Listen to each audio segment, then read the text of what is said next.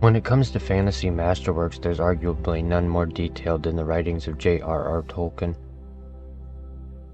Tolkien's works have created entire schools of study and thought on the realm of Middle-earth, its complex universal themes, and the character archetypes to be found there.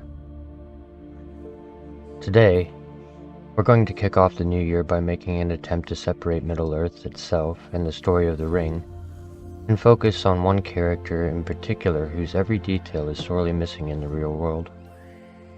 A character that any man could, and arguably should, view as a role model, and the type of person one should strive to become.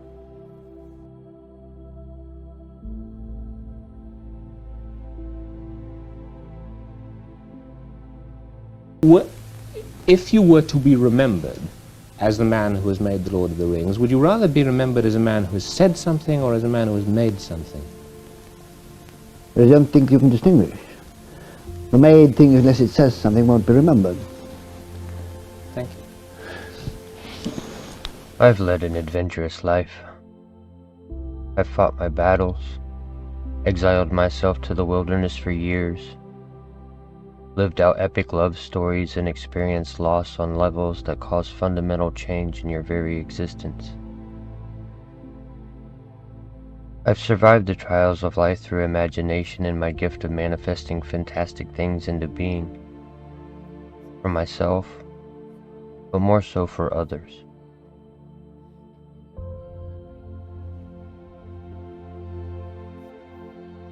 To keep my sense of imagination sharp, I study history, art, culture, romance, philosophy, poetry, and high fantasy.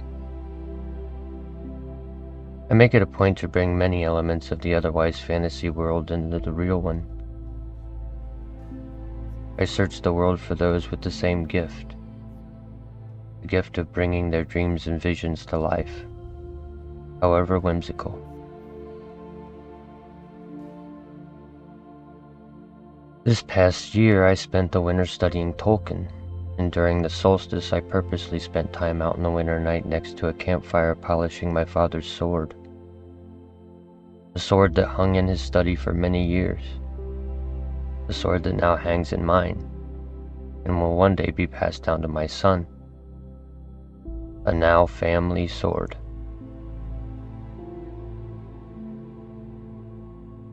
This isn't a weapon. It's a memory, a legacy. My father's life and now my life inside the soul of this blade. Every battle, every loss, every victory generations have had represented in this age-old and powerful symbol.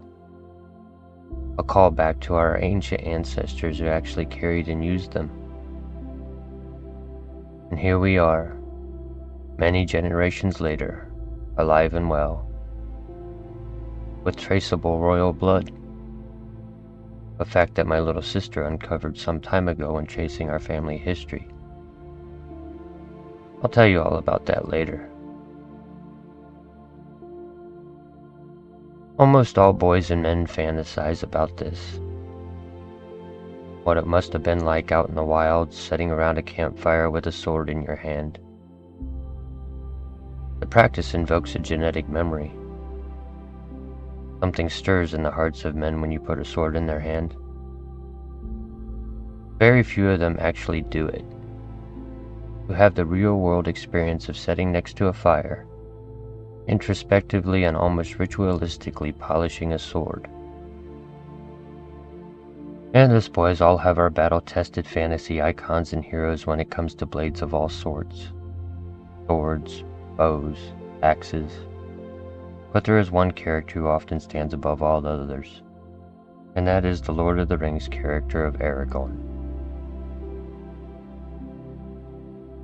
Modern men gravitate towards Aragorn's model because he represents a version of masculinity that feels both powerful and humane. Something many men today desperately want but rarely see modeled in real life. We might argue that we do not see this level of masculinity modeled in real life because men today are not taught, exposed to, or trained in classic masculine things, such as fighting arts, survival, weaponry, hunting and wood lore, self-reliance, or even being exposed to general chivalrous notions.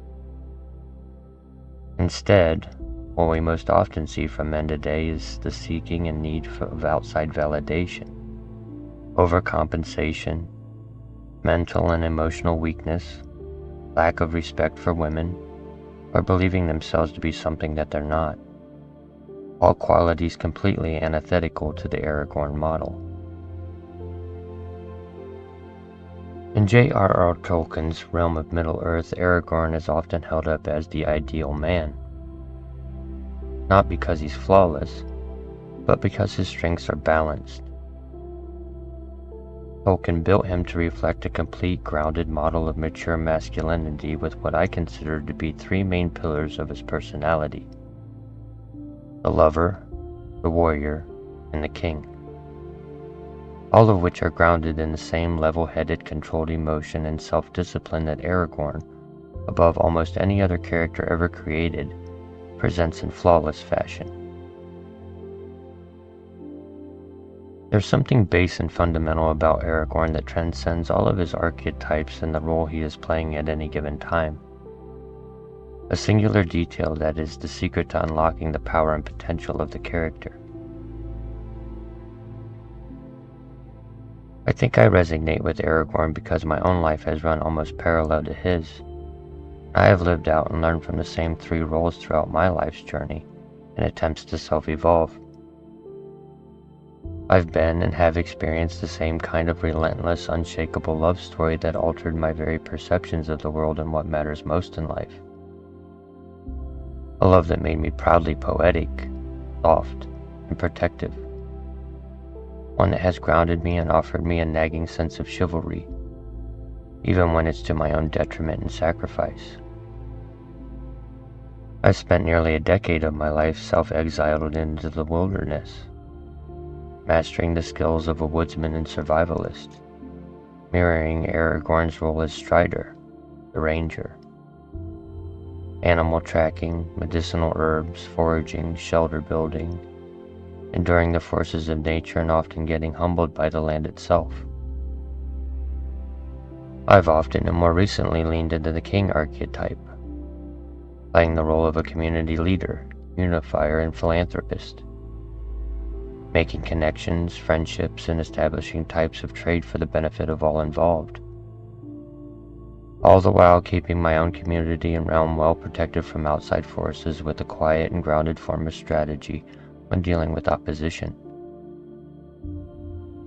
It is these three main roles that led to the creation of this very three-channel tome of content here on YouTube that I've spent over 15 years now curating, with each of these experiences being the basis of each channel in the trilogy.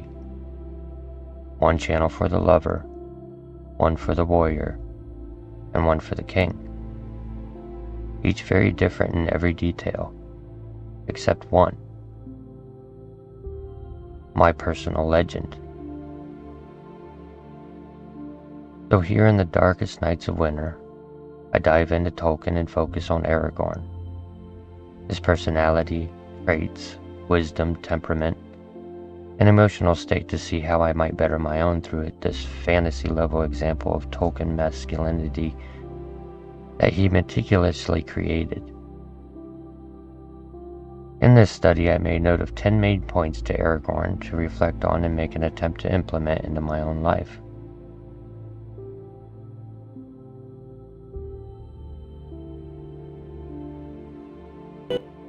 Number 1. Strength without cruelty. Aragorn is a warrior, but violence is never his first impulse. His strength is purposeful, protective, not dominating.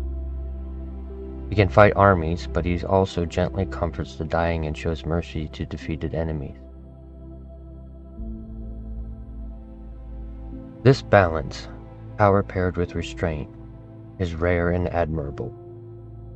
Aragorn sees no need nor value in posturing, chest-pounding, bragging, or boasting. In fact is, those who do rely on such tactics are almost always the weaker party because they do feel the need to attempt such things in order to present themselves as more than they are. We often see this in the real world with those who have an alpha male complex. They like to post themselves working out with some self-propping motivational quote to let people know how badass they think they are. Truth is, this is their first sign of weakness and insecurity, masked as bravado.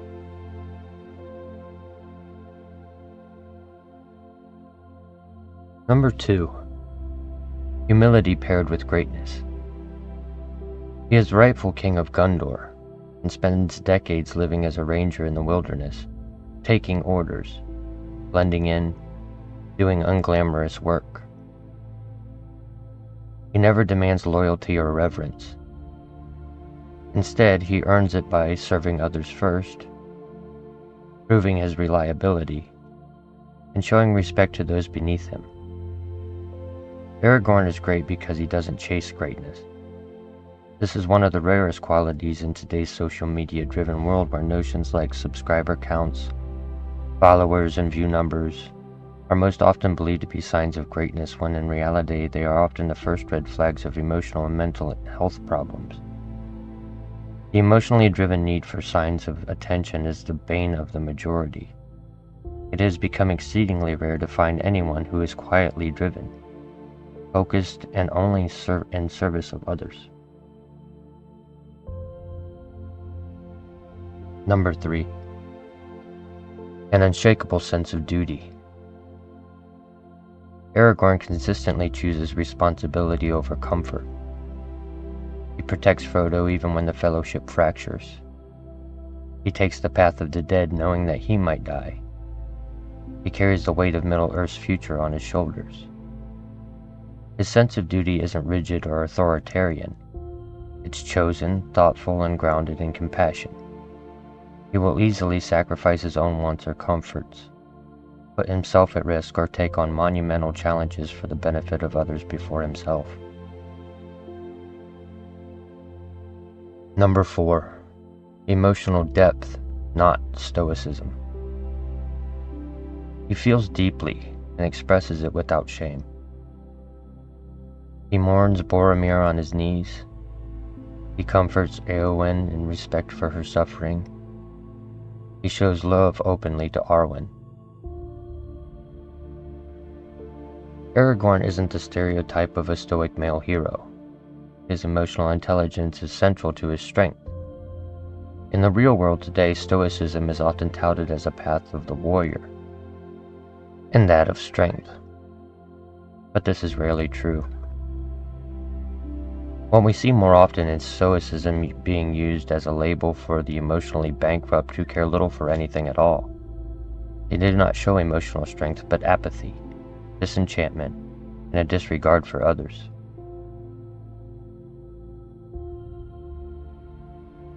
Aragorn had little reason to trust or even like Boromir. Yet Aragorn shows time and again that you don't have to agree with someone in order to respect them. This shows when Boromir died. In spite of everything, they were on the same side. And the loss of anyone who stands by you in any fashion is a loss to be felt and grieved. Losing someone to walk with you is a loss of your own strength. We also see a deep respect for women, their strength, and what they represent many times over with Aragorn. He knew that Éowyn was in love with him, but he did not lead her on or take advantage. He respected her heart all the way up to the point where she had pushed so much that he had to set her straight. In doing so, he was very sympathetic and honest with her, guiding her heart away from him as gently and firmly as he could to minimize the hurt.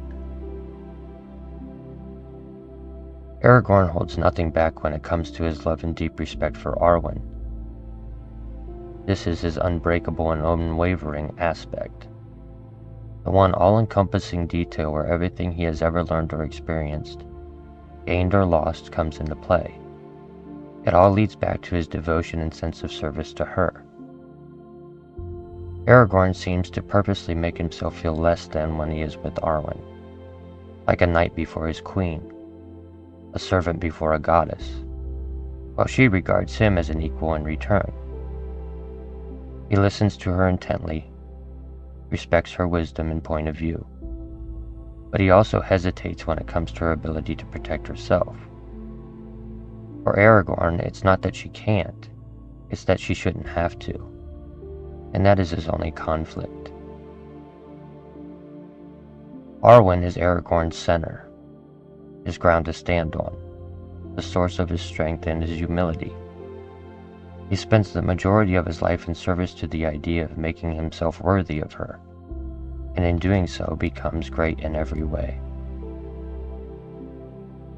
Number 5. Wisdom earned through experience. Aragorn is not wise because he's king. He becomes king because he's wise. Years of wandering, learning languages, healing arts, diplomacy, and leadership teach him patience and perspective. He embodies the idea that maturity grows from enduring hardship with integrity and not with complaint or ever seeking sympathy.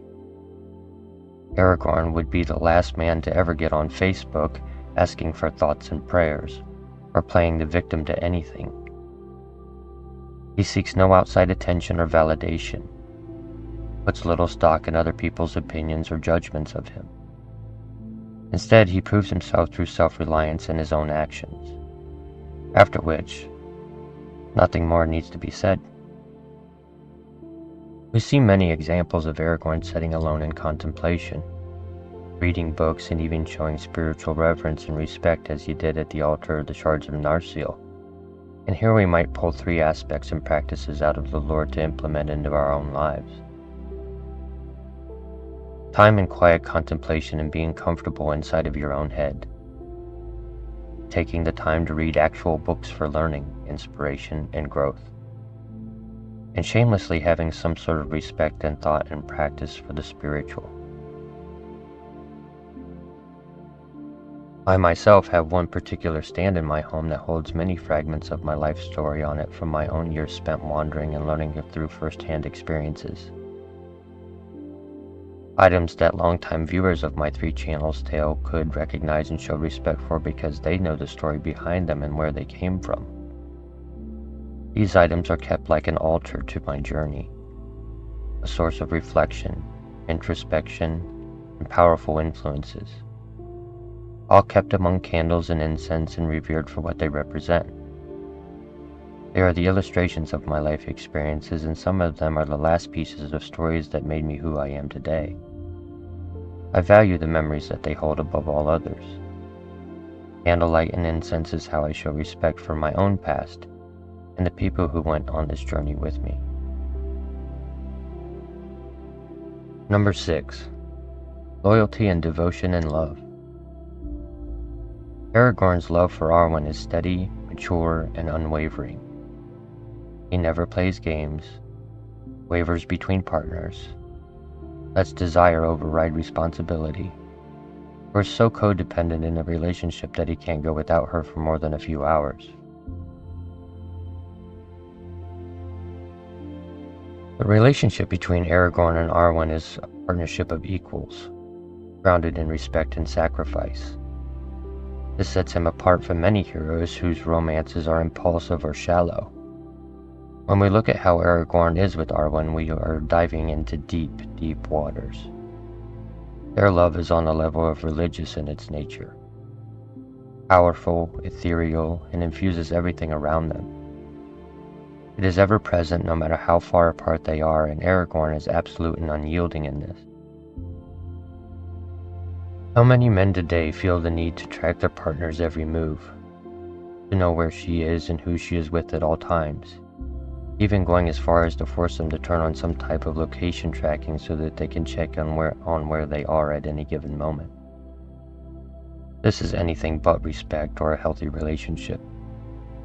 This is only paranoia, control, and a lack of emotional maturity, and very likely a projection of guilt.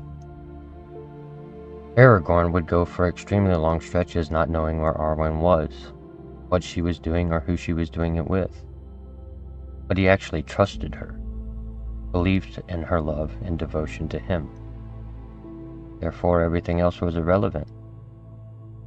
In turn, Aragorn has zero inclination to entertain any other woman in any fashion.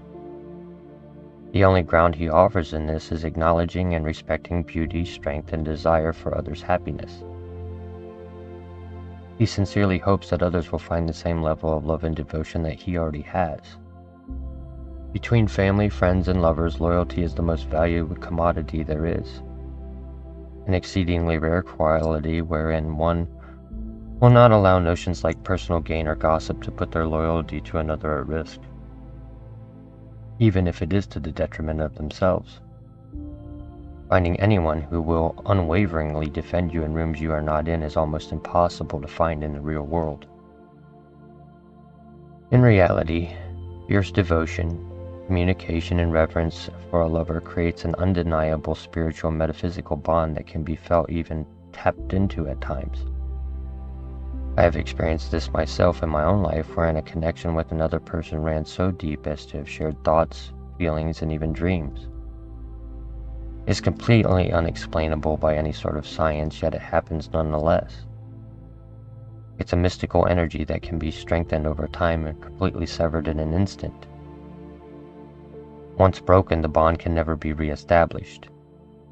And knowing this fact, you become extremely protective of it if you should achieve it. It is very fragile, delicate, and any act of betrayal by either side, even if it's secreted and hidden away, will break the spell. Both Aragorn and Arwen show protectiveness of their bond by how delicately they are with each other when they're together, almost as if they are handling blown glass. Their movements are very slow, soft, and gentle, which is exceedingly important in a very hard and dark world full of things and even people hell-bent on creating nothing but destruction and negativity. Number 7. Leadership through inspiration, not fear. People follow Aragorn because he listens, encourages, protects, bears burdens, and leads from the front, not behind. Aragorn inspires hope in others precisely when hope seems unreasonable. This is why he can rally elves, dwarves, men, and even the dead.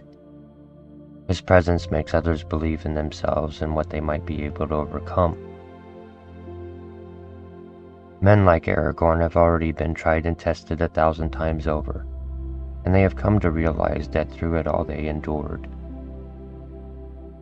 They do not complain about old wounds, losses, or scars.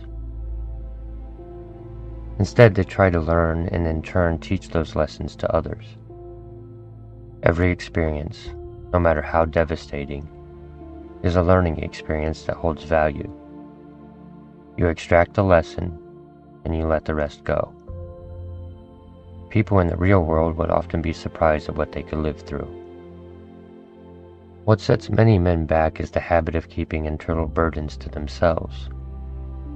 Suffer alone and in silence until the weight of it all breaks them. They do not want to be seen as weak, so they never reach out to anyone, even when they are at their lowest.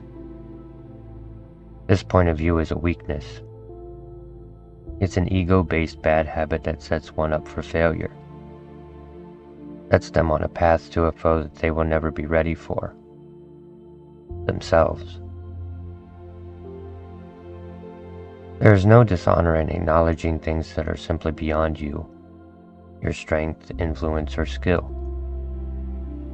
It is wise to form friendships, alliances, and those you can call on for aid when the time comes.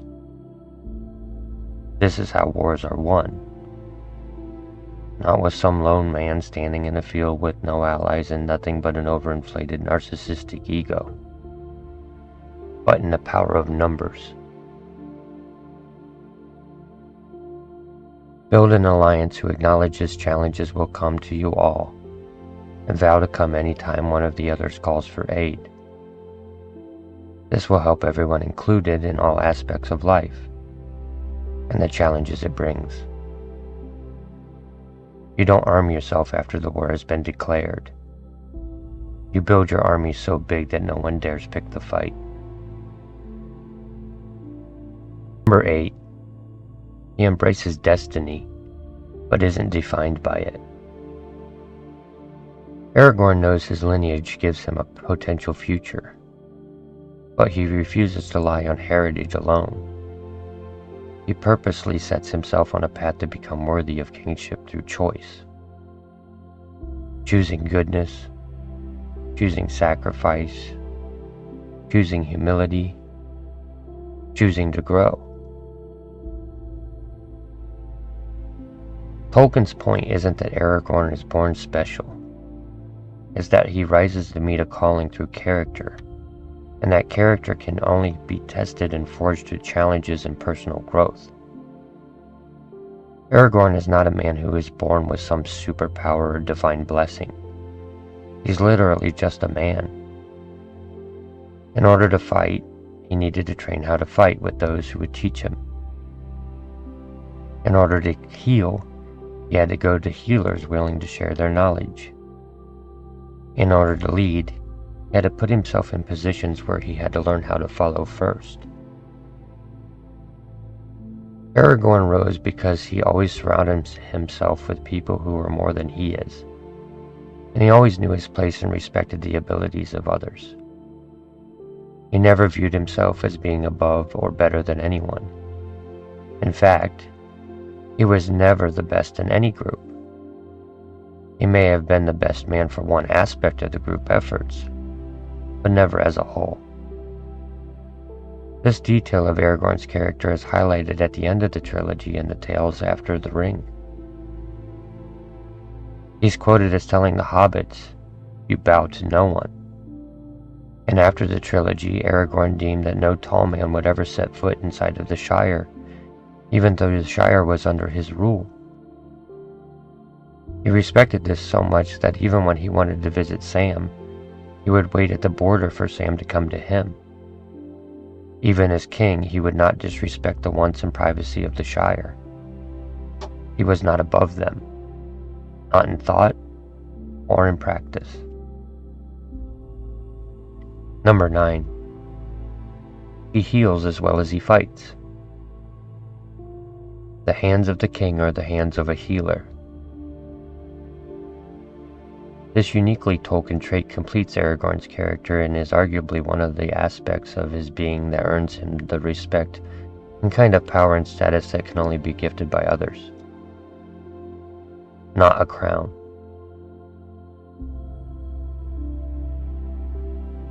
Aragorn brings life where others bring death.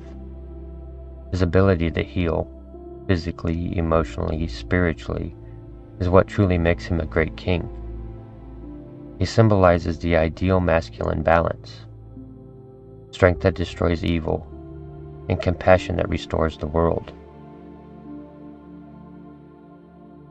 Aragorn's strength is not articulated in boasting or in public displays like those in the real world, where guys go to the gym or take up some martial arts lessons just so they can film it and post it on social media with some movie quote text added to it to show the world how rough and tough they are. Aragorn is not loud, obnoxious, self-promoting, or chest-pounding every chance he gets.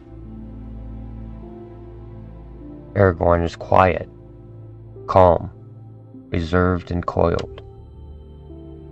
He only uses his power, speed, and skill when it is absolutely necessary.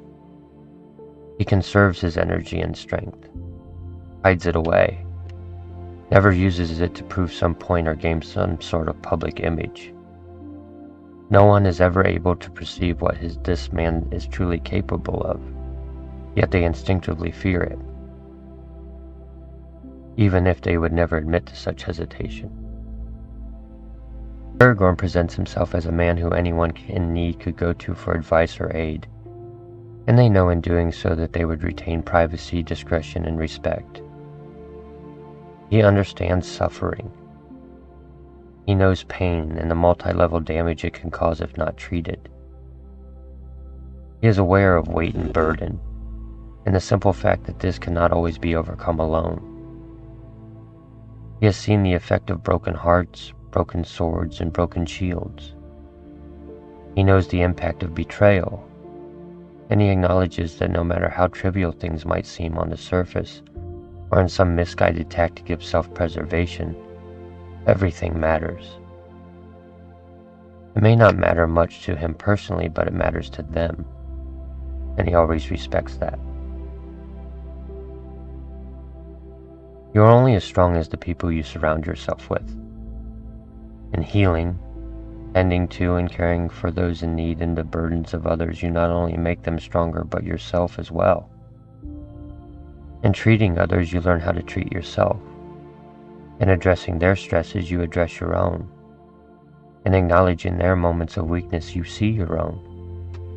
You learn the skill of empathy, gain a deeper understanding of the human experience, and better equip yourself for those you care about for the next challenge to come. And finally, number 10. He represents hope, not perfection. Aragorn is not ideal because he is flawless. He doubts himself, struggles with temptation, and carries fear. His greatness lies in overcoming these things without losing kindness, duty, or humility. He shows that the ideal man is not the strongest or the smartest, but the one who takes responsibility, protects the vulnerable, grows from hardship, leads with compassion, and loves deeply. Aragorn is the ideal man because he models fully integrated strength, physical, moral, emotional, and spiritual. Aragorn did not want or expect to become king. He did not feel that he deserved a crown based on nothing but a birthright. He did not seek an instant easy grab for status or power. For Aragorn, there was no shortcut, no jumping ahead in line, no trick or tactic that could be used to get him to the top, and he was not about to use others in order to attain a throne. His ego was always in check. He was never cocky or arrogant. He was the exact opposite of a narcissist. He never projected the blame for his lacking or failings onto anything or anyone other than himself. In this, he did not see his own lacking or failings as a reason to quit, but as an opportunity to learn and grow.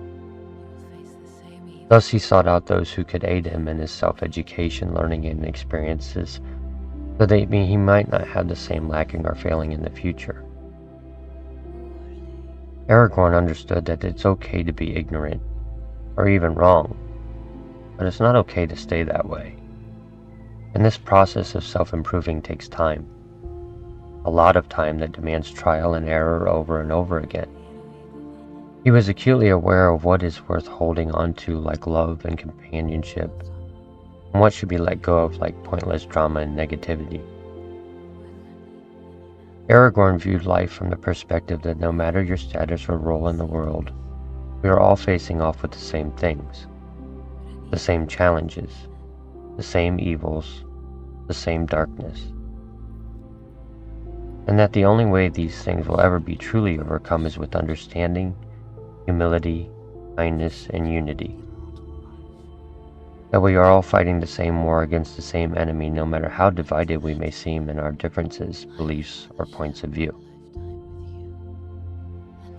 Remember that within this tale it was not Aragorn, it was not the king who defeated evil in the end.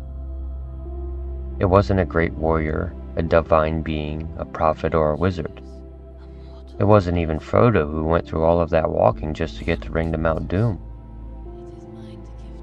What defeated evil in the end was the ring itself, its warping and twisting and torture of Gollum. It was the ring that created the means to its own destruction. It was the will of the ring and the obsession with domination that led to its own ruin. Evil things and evil people excel at only one thing: self-destruction. They may come to truly believe that they are inflicting their pain and will onto others, but in the end, it is always their light that goes out, not anyone else's. This is important to make note of. When it comes to evil, give credit where credit is due. When it inevitably self-destructs, don't see it as a victory, but just as another lesson. Never become or behave as the very thing you claim to stand against. Modern men gravitate towards Aragorn because he embodies a masculinity that is strong, gentle, honorable, purposeful, self-made, and emotionally intelligent.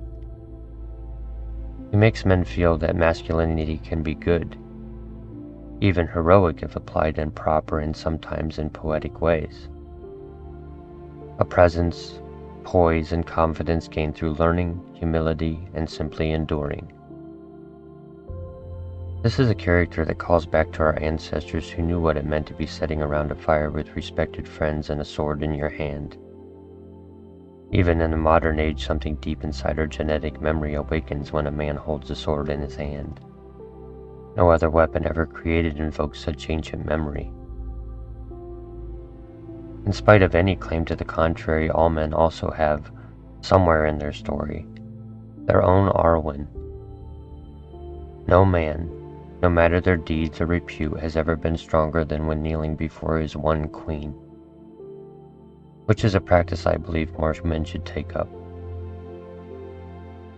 You will never understand the amount of darkness, doubt, and past trauma that can be banished forever until you actually stand before the woman you love and simply kneel like a knight of old, like a true king.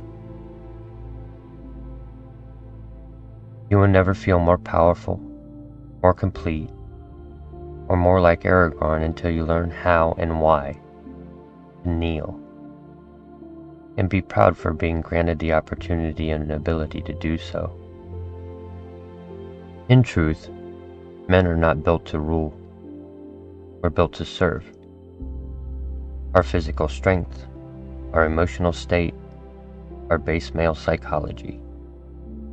We are built to protect the people we love, but we have lost almost all of the healthy guides who might teach us how. How to hone our skills, sharpen our minds, and fill a hole that exists in all of us with the missing piece that actually belongs there.